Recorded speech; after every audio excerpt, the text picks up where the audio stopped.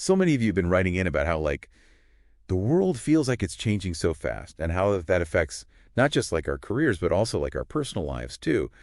And it got us thinking about a book that we read a while back called A Whole New Mind by Daniel H. Pink. Yeah.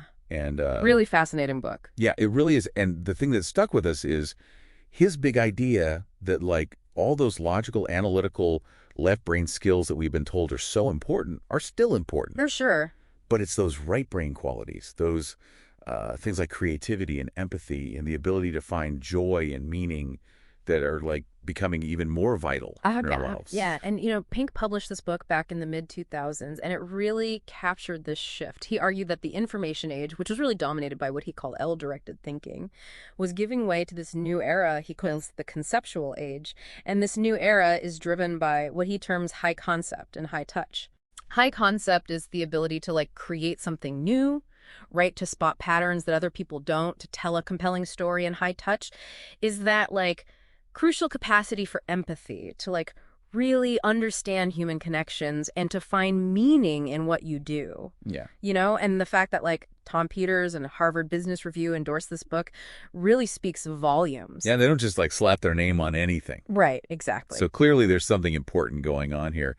And what we love about Pink's argument is that it's not just about, like, some, like, broad societal trend. Right. He points out that this shift is actually, like, mirrored in how our own brains are structured. Yeah. Like, in those two hemispheres. Yeah. So today we want to, like, really unpack this whole thing, get a handle on the forces driving this change. And Pink identifies three big ones. Okay. Abundance, Asia, and automation. Okay. We also want to introduce you to what he calls the 6 essential senses for navigating this new landscape design: story, symphony, empathy, play, and meaning. All right, let's dive in. Okay, so let's start with this whole two brains thing. Okay, so when Pink talks about left brain, right brain, it's really important to understand that it's not like one side of your brain, like, suddenly takes over and does everything. Right. Neuroscience tells us that both hemispheres are active in almost everything we do. However, they tend to have different approaches to processing information. Got it.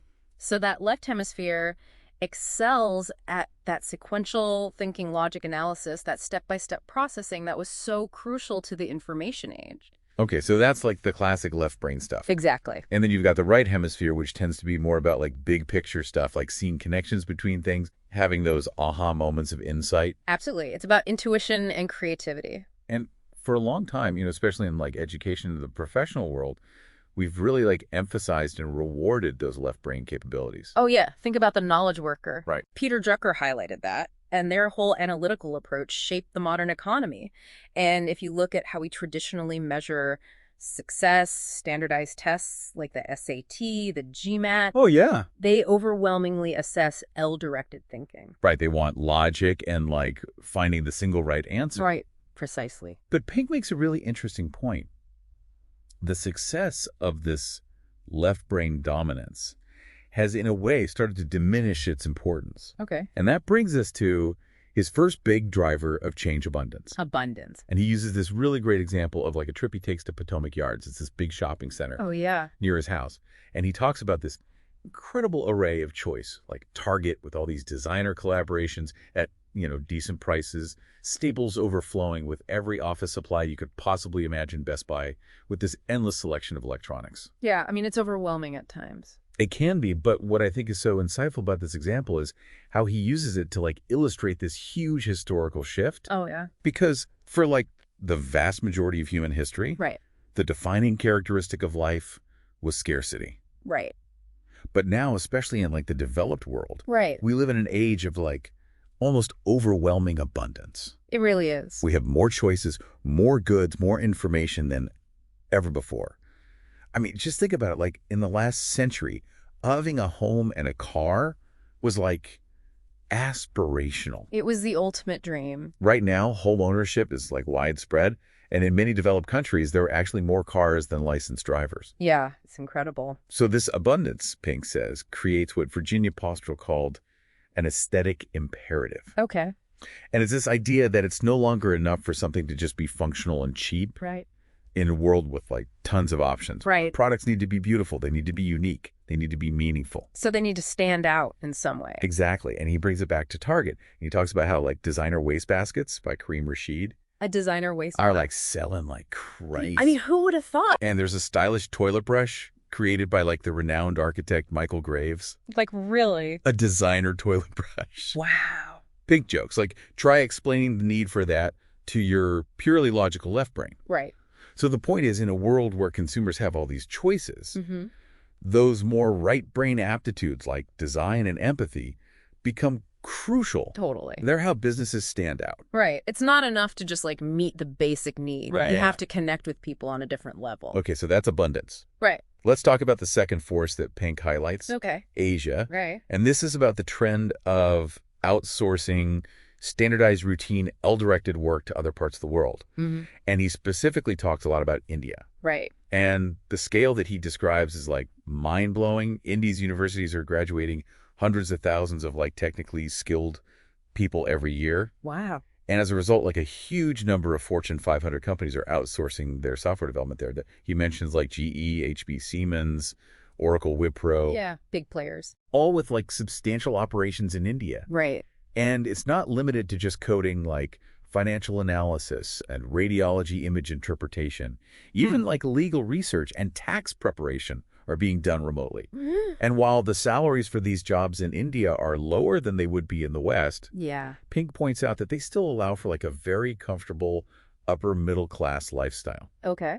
He even quotes the CEO of GE India saying that essentially any English language-based job in the US, UK, or Australia could potentially be done in India. Wow. The only real constraint, he says, is our own imagination.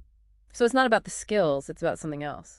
Exactly. And Big Yeah. makes a really important point here. While there's often like concern and debate around outsourcing, he believes its long-term impact on knowledge work in the West is actually underestimated. Interesting. If these routine standardized tasks that rely heavily on L-directed thinking can be done for less cost overseas and delivered almost instantly, well, that's probably where the work will go. Yeah. That's So the implication is clear for those of us in the West.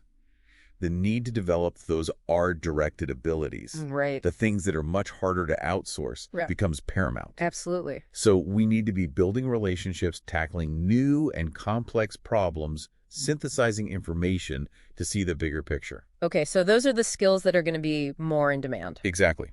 Which leads us to the third force. Pink discusses automation. Okay. And this is the increasing ability of computers and software to like take over those routine analytical tasks. And he uses the example of that chess match Oh, yeah. between Garry Kasparov and Deep Blue. Right, the human versus the machine. Exactly. And Kasparov was ultimately defeated. And Pink points out that some of Kasparov's like uniquely human characteristics, his emotions, his assumptions, his moments of doubt, actually became disadvantages against the purely logical computer. Right, he was overthinking it. Yeah, in a way. And it's certainly not just limited to chess anymore. Definitely not. Pink talks about how automation is moving into fields like medical diagnosis. You know, we now have software that can process huge amounts of data and can give preliminary diagnoses online. It's really incredible how much computers can do now. Yeah, and the point here is that as computers become more adept at handling logic and analysis, those core L-directed skills, the human abilities, the things that go beyond computation become even more valuable. So we have to focus on what makes us uniquely human. Exactly. Okay, so we have these three powerful forces, abundance, Asia, and automation, all converging and reshaping our world. It's a lot to take in.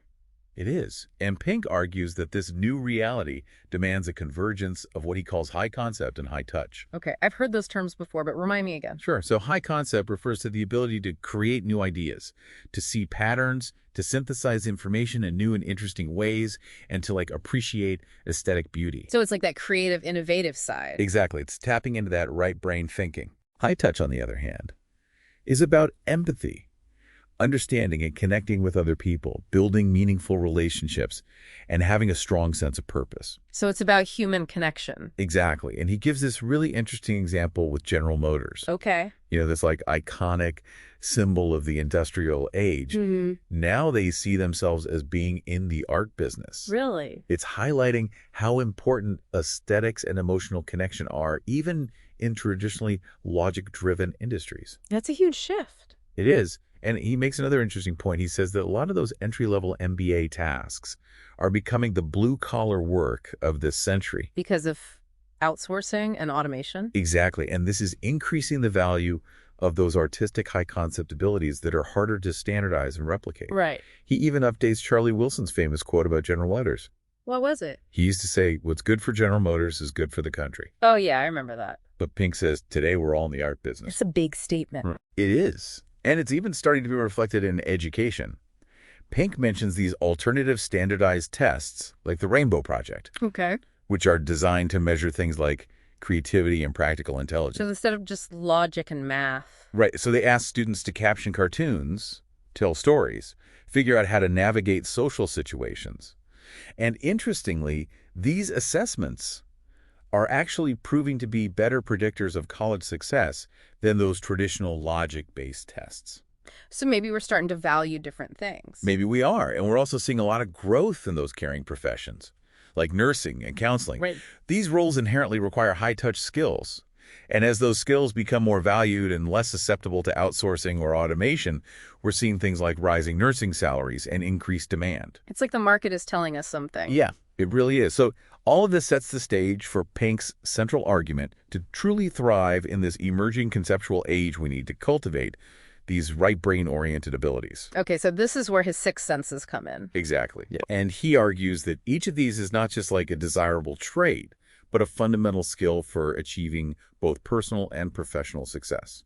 So they're not just nice-to-haves, they're must-haves. Exactly. All right, so let's dive into the first one, design. Okay. No, when we think about design, we tend to think about like sleek furniture or like stylish graphic layouts. Right. But Pink has a broader definition in mind. Yeah, he draws on the work of John Heskett, who defined design as the combination of utility and significance. Okay. So it's not just about making something functional, it's about imbuing it with meaning, making it aesthetically pleasing, and creating an emotional connection. Right. And Pink argues that in the conceptual age, this is in high demand. And I think we're seeing that play out all around us. Like he gives examples like design within reach, Okay. making high-end furniture more available, and partnering with designers like Isaac Mizrahi and Philippe Starck, Oh, yeah. blurring the lines between high fashion and mass market. And even like those utensils with personality or a really stylish toaster show how design is being emphasized even for like simple everyday objects. Right, even the mundane things. Exactly. And Pink goes beyond just consumer goods. He talks about how design can impact things like healthcare outcomes, Right. the effectiveness of school environments, Yeah. even the livability of public housing projects. So design can actually make a difference. He does, and he uses the example of the 2000 presidential election and that butterfly ballot in Florida Oh, yeah, I remember that. to highlight how even minor design flaws can have huge real-world consequences. Aw. So for you, our listener, who might be thinking, oh, this design thing sounds important, but how do I actually become more attuned to it? Right, how do we actually do it? Pink offers a bunch of practical suggestions. He says to start a design notebook where you jot down examples of both good and bad design. Okay, I like that. He says to read design-focused magazines like Dwell, Hey W Metropolis, to cultivate your visual sensibility. He even includes some excerpts from designer Karim Rashid's Caring Manifesto, which encourages us to like think more broadly and value our sensory experiences. That's cool. And he says, become a design detective, visit open houses, analyze design choices. I like that. And he touches on those fundamental principles of graphic design: contrast, repetition, alignment, proximity, CRAP. I like it. It's from Robin Williams' book on design for non-designers. Okay. And finally, he says, be more intentional about choosing possessions that are both enduring and bring you joy.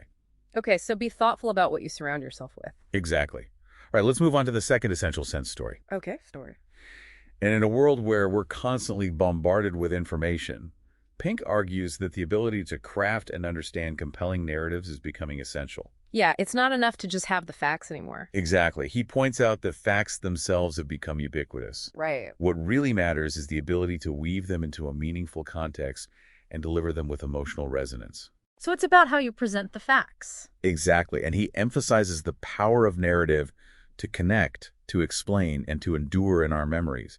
He even references Joseph Campbell's hero's journey. Oh, yeah, the classic story structure. Exactly. As a fundamental story structure that resonates across cultures and throughout history. Yeah, I mean, we all love a good story. We do.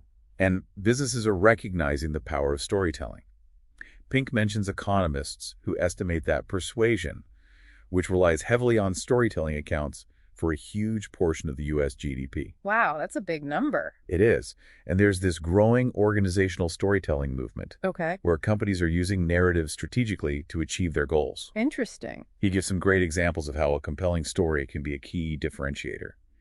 He talks about real estate agents who use narrative to help potential buyers picture themselves living in a home. Okay. And even a wine brand, Two Brothers Big Tattoo Red, that uses its backstory to stand out. So story can be a competitive advantage. Absolutely. And he also highlights how even analytical fields like medicine are starting to integrate the power of story. Really? He mentions Dr. Rita Charon's work with parallel charts, Okay. encouraging doctors to write narrative reflections on their patients alongside those standard medical notes to foster empathy. Wow, that's powerful.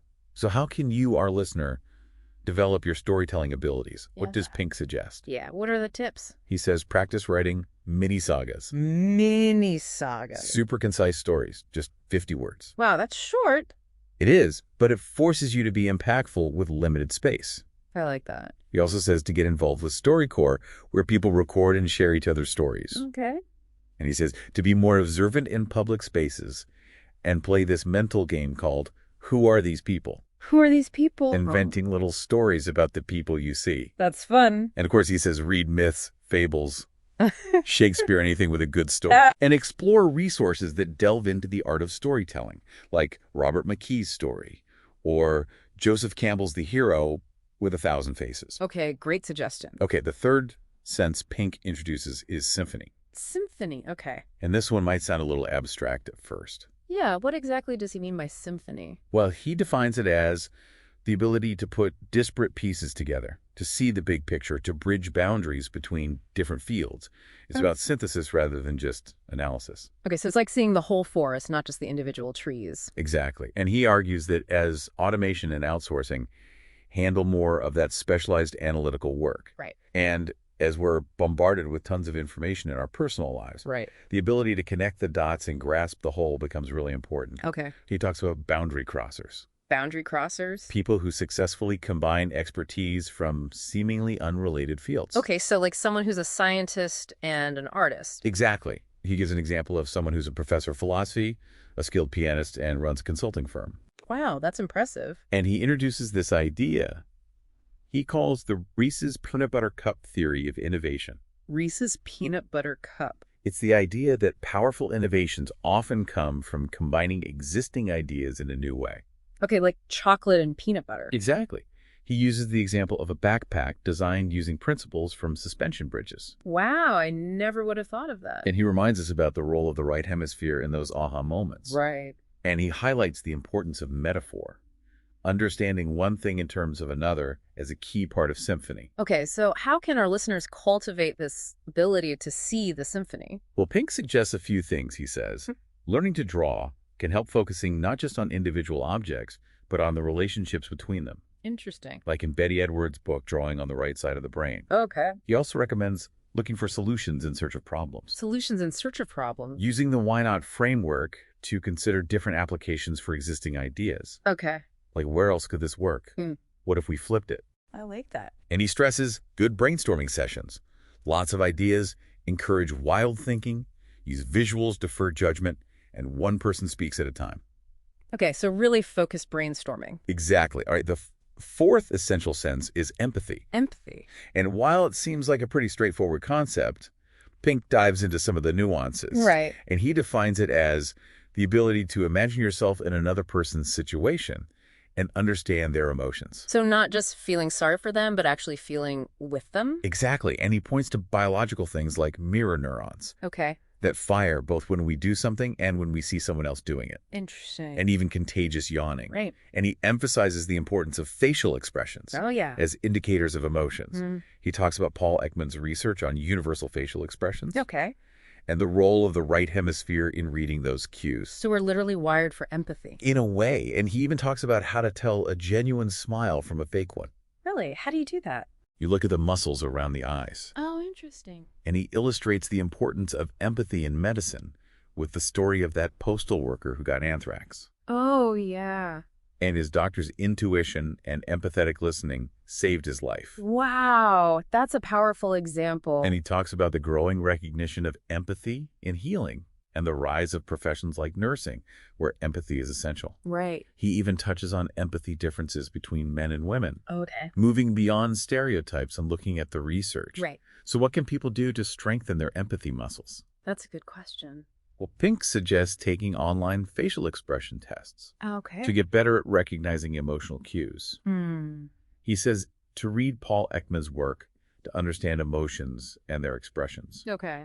He encourages practicing active listening Right. and trying to imagine other people's perspectives. He mentions IDEO's Who's Life exercise, where you try to immerse yourself in another person's experience. Yeah. He also suggests using IDEO method cards, writing thank you notes, volunteering, and practicing, taking different points of view in conversations. So really just putting yourself in other people's shoes. Exactly.